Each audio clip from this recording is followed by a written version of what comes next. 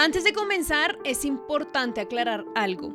Lo que estás a punto de escuchar no es una conclusión definitiva, ni una sentencia, ni mucho menos una verdad. Es un informe preliminar elaborado por la Autoridad Aeronáutica, cuyo objetivo es entender qué ocurrió para evitar que algo así tal vez pueda volverse a repetir. Aquí vamos a reconstruir los hechos paso a paso basándonos en el documento oficial, sin señalar culpables, sin especular más allá de lo que está ahí hasta el momento estipulado y dejando claro que la investigación sigue su curso.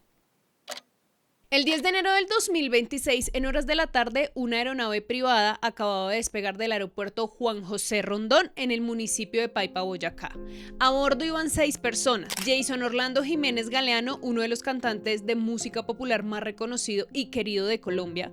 Junto a él viajaban miembros de su equipo: Juan Manuel Rodríguez, Oscar Marín, Jefferson Osorio y Weisman Mora. Al mando iba el capitán Hernando Torres. Para entender todo lo que ocurrió la tarde del 10 de enero es necesario retroceder un poco el tiempo. Este accidente no ocurrió en un vuelo improvisado ni en una aeronave que llevaba días sin volar. Por el contrario, el avión había estado operando activamente en días previos. El día anterior, el 9 de enero del 2026, un día antes del accidente, la aeronave se encontraba en el aeropuerto Olaya Herrera en Medellín. Allí fue programada para realizar un vuelo de comprobación. La razón era que la aeronave había sido sometida recientemente a un mantenimiento en el motor izquierdo. Según el informe preliminar, a ese motor se le realizaron cambios de anillos entre cilindros y cambio de magnetos. Eso es lo que está ahí, ese fue el mantenimiento. Luego de eso se decidió efectuar un vuelo de prueba como parte del proceso normal para verificar que todo estuviera funcionando correctamente. Ese día la aeronave fue abastecida con combustible y despegó para realizar el vuelo de comprobación. Ese vuelo se desarrolló sin ninguna novedad, el avión despegó, sobrevoló la zona asignada y regresó al aeropuerto Olaya Herrera, donde aterrizó sin reportar fallas, alertas o comportamientos anormales. Ese mismo 9 de enero, tras completar ese vuelo, la aeronave realizó otros 2 vuelos adicionales. Primero, un vuelo desde Medellín hasta Bogotá, también sin ninguna novedad.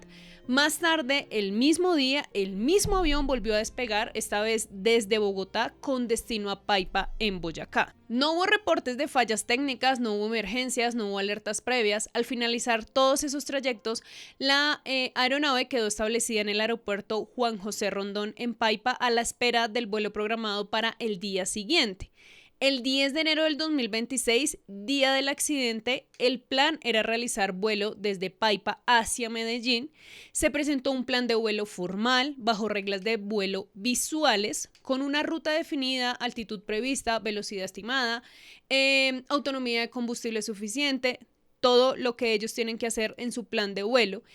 En apariencia normal, dentro de los parámetros normales para una operación para ese tipo de avión. La aeronave era un Piper PA-31, más conocida popularmente como Piper Navajo.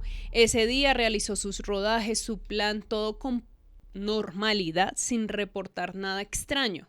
El aeropuerto de Paipa es un aeródromo no controlado, ubicado a una elevación superior a los 8.100 pies sobre el nivel del mar, con una única pista asfaltada de 1.540 metros de longitud. Ese día el vuelo había sido planificado bajo reglas de vuelo visual. Volar bajo reglas de vuelo visual significa que el piloto no depende exclusivamente de los instrumentos para operar la aeronave, depende principalmente de lo que puede ver con sus propios ojos. En este tipo de vuelos, el piloto navega manteniendo referencias visuales constantes en el terreno abajo. Mira las montañas, las poblaciones, las carreteras, el horizonte y sobre todo las condiciones meteorológicas. Para que el vuelo pueda realizarse bajo esas reglas visuales debe cumplir ciertos mínimos, como buena visibilidad, nubes a una altura suficiente y condiciones meteorológicas que permitan distinguir claramente todo el entorno. Por eso, cuando se autoriza un vuelo así, se asume que el clima es estable, que no hay tormentas activas en la ruta y que el piloto pues puede ver y evitar obstáculos sin necesidad de aproximaciones instrumentales. Según el informe preliminar, la aeronave realizó el rodaje hacia la pista 05, siendo aproximadamente las 4:09 de la tarde, hora local Colombia, inició su carrera de despegue. En este punto el avión comenzó a acelerar por la pista como parte del procedimiento normal. Nada en el informe indica que durante esa fase se hubiera presentado alguna anomalía evidente en tierra, ni tampoco distracciones por parte de la tripulación. La aeronave continuó la carrera, alcanzó una velocidad necesaria y efectivamente despegó. Este punto es importante porque el avión sí levantó vuelo, no se quedó en la pista, no abortó el despegue. Una vez en el aire, la aeronave entró en lo que se conoce como la fase inicial de ascenso. Es el punto más crítico de cualquier vuelo. En esos primeros segundos donde el avión necesita ganar altura de manera sostenida para crear un margen de seguridad que le permita continuar con el vuelo o, en caso de ser necesario, ejecutar alguna maniobra de emergencia. Sin embargo, de acuerdo con el informe, tras el despegue, la aeronave no logró sostener ese ascenso.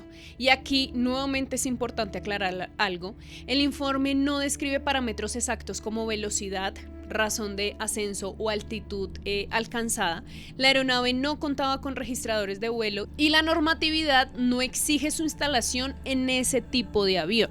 Por eso, lo que se conoce de esa fase se reconstruye a partir del punto donde ocurrió el impacto, la corta distancia de recorrida desde la pista y la evidencia encontrada en el terreno. Y esa evidencia indica que la aeronave nunca llegó a ganar una altitud significativa después del despegue. Después de esos primeros instantes en el aire, el avión comenzó a perder altura. El informe es claro en este punto. Tras despegar, la aeronave entró en una fase descendente, sin haber alcanzado una altitud que le permitiera corregir alguna situación. El accidente ocurrió a una distancia aproximada de 1.97 kilómetros del umbral de la pista, lo que confirma que todo sucedió muy cerca del aeropuerto, en la fase inmediata posterior del despegue. Y el informe señala que al momento del accidente las condiciones atmosféricas generaban una altitud por densidad, ya les explico, cercana a 9.719 pies. En aviación, la altitud por densidad no es la altura real del aeropuerto, sino una altura equivalente que indica cómo se comporta el aire ese día. Técnicamente, la altitud por densidad es el resultado de combinar la altura en la que está el aeropuerto, la temperatura, la humedad y la presión atmosférica. Cuando el aire es menos denso, en palabras más sencillas, más delgado, el avión se comporta como si estuviera volando a mayor altura, aunque físicamente esté más bajo. El aeropuerto de Paipa está ubicado a un poco más de 8.100 pies sobre el nivel del mar, pero ese día, por las condiciones del aire, el avión no se comportaba como si estuviera a 8.100, se comportaba como si estuviera casi a 10.000 pies.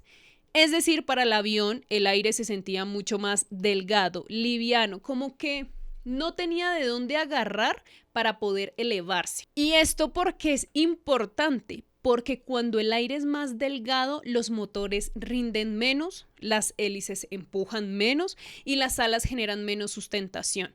En términos sencillos, al avión le cuesta más despegar, le cuesta subir y necesita más espacio, más margen para ganar altura. Eso no es un problema que afecte todo el vuelo. Es un problema especialmente crítico en los primeros segundos después del despegue. Cuando un avión ya está a cierta altura, el piloto tiene tiempo para corregir, pero cuando acaba de despegar y todavía está tan cerca del suelo, no hay margen de error, nada. Por eso, despegar desde un aeropuerto alto con una altitud de densidad elevada convierte el despegue en una de las fases más exigentes y delicadas del vuelo.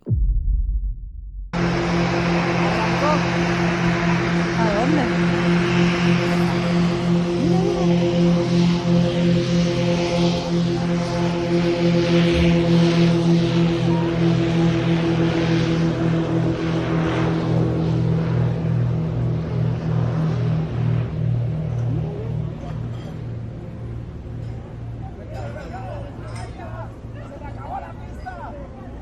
Y no salió. No salió. Eso por sí solo no explica el accidente, no es la causa definitiva, no es la conclusión, pero sí es pieza clave del contexto técnico para entender por qué el avión nunca llegó a ganar suficiente altura después de despegar. Imaginémonos esto. Cuando un avión acaba de despegar está muy cerca del suelo. Todavía no ha subido lo suficiente como para respirar, como para sentirse en su zona de confort, acomodarse y corregir si de pronto hay algo inestable en el ambiente. Es como intentar mantener el equilibrio justo cuando te estás levantando y te da mareo. Si algo falla en ese instante, no tienes espacio para reaccionar antes de caer. A mayor altura, un piloto tiene opciones. Puede bajar la nariz del avión para ganar más velocidad. Yo tengo aquí este avión, la nariz. Si el piloto hace esto, pues va a ganar velocidad mientras desciende y luego estabiliza el avión. Eso puede ser una opción. Puede evaluar qué está pasando, incluso puede buscar algún lugar de aterrizaje. Pero cuando apenas acaba de despegar, la realidad es otra. No hay espacio y no hay errores. Eso no significa que el piloto no supiera qué hacer, sino porque a esa altura el tiempo simplemente no existe. La aeronave impactó en el terreno a 1.97 kilómetros del aeropuerto, lo que indica que el descenso ocurrió en poco tiempo luego del despegue. También descarta escenarios como un problema ocurrido en un crucero, un fallo a gran altura o una emergencia prolongada. Todo sucedió en los primeros segundos. El informe no indica que el avión haya entrado en picada, ni que se haya desplomado de forma vertical, ni que hubiera una maniobra brusca o violenta antes del impacto. Lo que describe es una pérdida de altura progresiva seguida por una colisión contra el terreno. Eso es importante porque evita interpretaciones exageradas, dramáticas, que no están respaldadas por la evidencia. No, hágale. Señora gente, soy. No, ya está ahí, teniente aquí la estación. Ya está aquí. Aguanta su palo. Claro, hágale.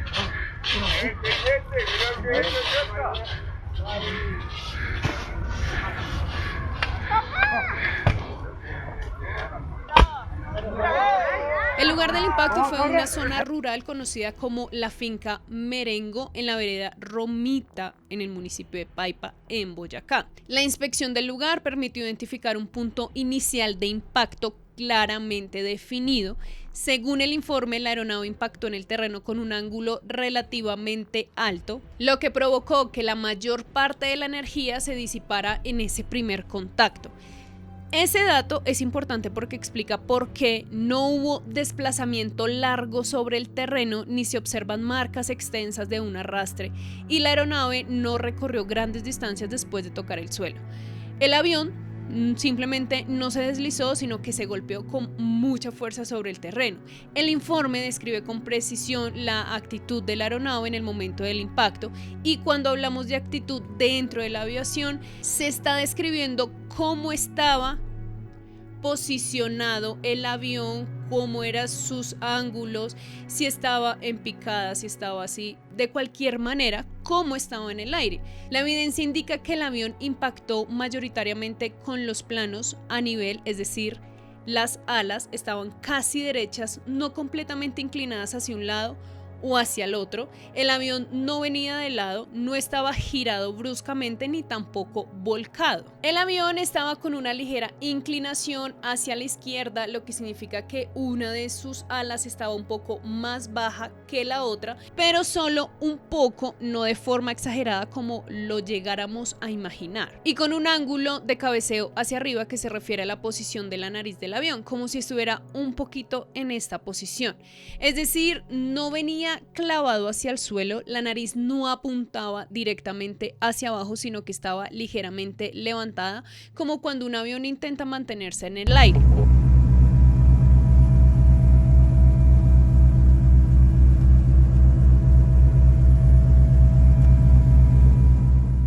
Ahora vamos a hacer una pausa importantísima en este video porque cuando yo a ustedes les digo que no hay evidencia de si el avión venía en picada, si el avión venía, bueno, de cualquier manera, es porque el informe no puede tomar como evidencia todos los videos que se han mostrado por redes sociales hasta no tener comprobados si son reales o, como ahora todo es inteligencia artificial, si de pronto fueron manipulados. por eso se dice no existe evidencia de que el avión viniera en picada.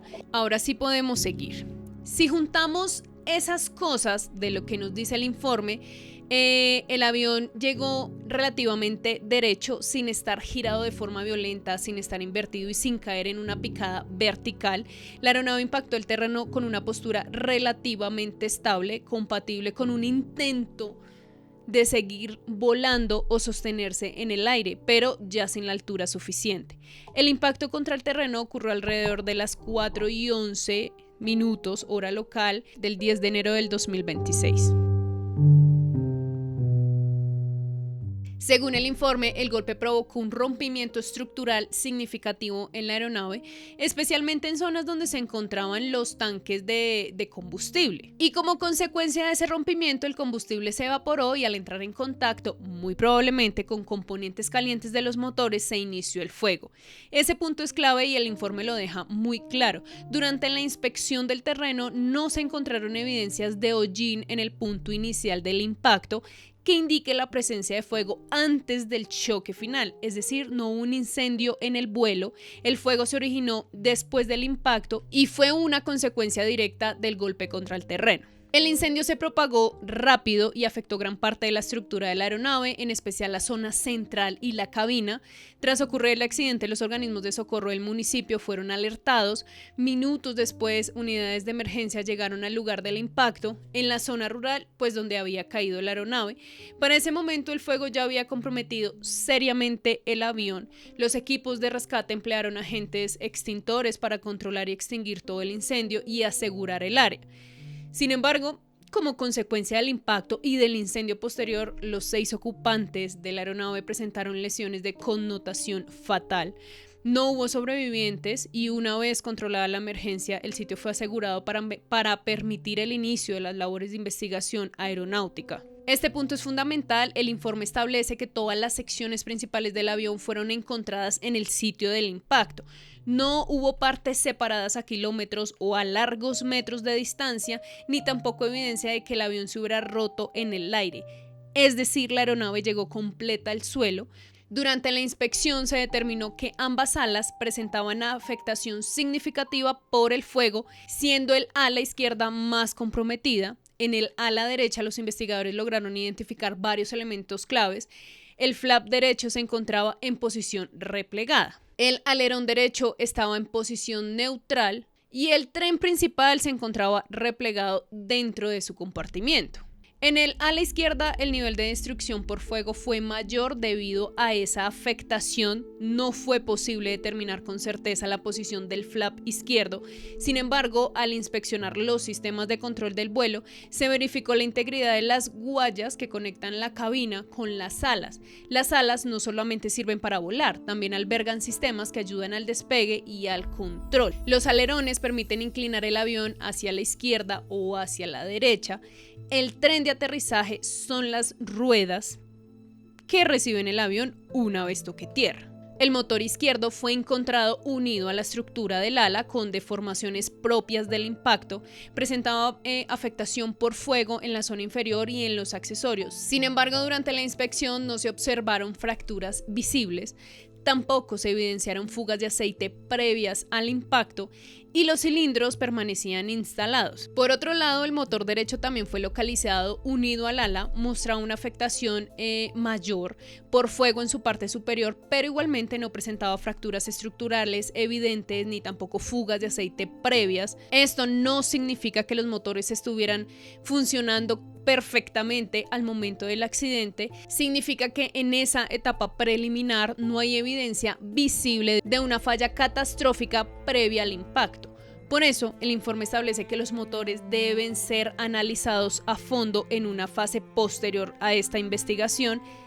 Es por eso muy importante decir que este es el informe preliminar, recalcarlo una vez más.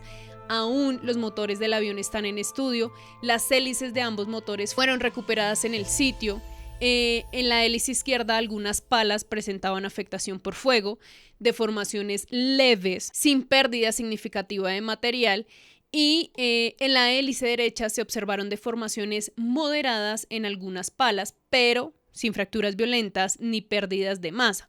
El informe describe que las deformaciones son compatibles con un impacto de baja energía. Las hélices funcionan como los ventiladores que empujan el avión hacia adelante cuando un motor está entregando mucha potencia y la hélice golpea el suelo. Las palas suelen doblarse con mucha fuerza, retroceder o incluso romperse, pero en este caso las hélices no muestran ese tipo de daño extremo.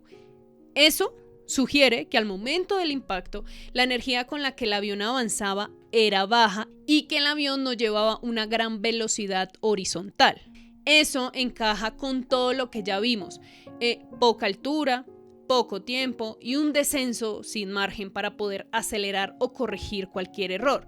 Importante este dato, no permite concluir todavía qué pasaba exactamente con los motores. Por eso el informe indica que las hélices y los motores fueron enviados a inspecciones especializadas. Son analizadas por la NTSB en Estados Unidos. Ellos son los que van a concluir qué fue realmente lo que pasó. Una vez analizados los restos de la aeronave, la investigación pasó a revisar las condiciones meteorológicas presentes en el momento del accidente. El informe indica que al momento del accidente las condiciones correspondían a una meteorología visual compatible con un vuelo bajo reglas de vuelo visual. Al mando de la aeronave se encontraba el capitán Hernando Torres. Según el informe, el piloto contaba con las licencias y habilitaciones vigentes para operar este tipo de aeronave y para realizar el vuelo que había sido planificado ese día. Tenía licencia válida, contaba con certificado médico aeronáutico vigente y se encontraba habilitado para la operación de la nave involucrada en el accidente.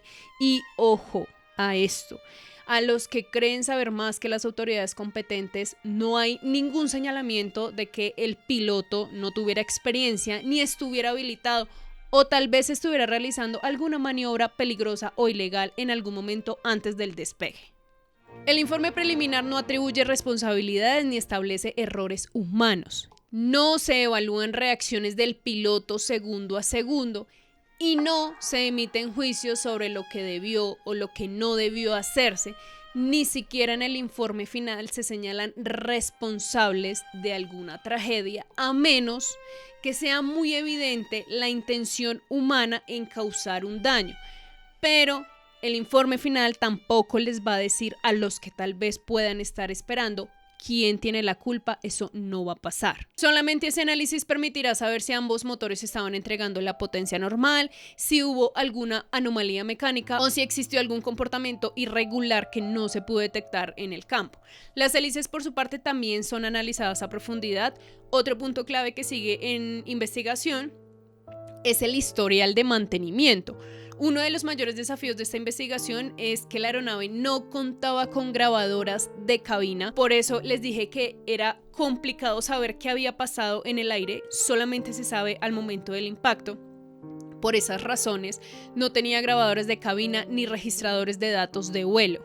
El informe final tiene un objetivo grande y es no repetir este tipo de tragedias, concluir, corregir, mejorar para que todo marche bien dentro de la aviación. Ese informe puede tardar meses y será el único documento oficial. Hasta entonces, cualquier información que ustedes vean en las redes sociales, en los medios de comunicación o en los canales de esos pilotos hablando de sobrepesos y dando ya su respuesta final, como que ya concluyó todo el accidente, es irresponsable porque ni siquiera la aeronáutica civil lo ha concluido.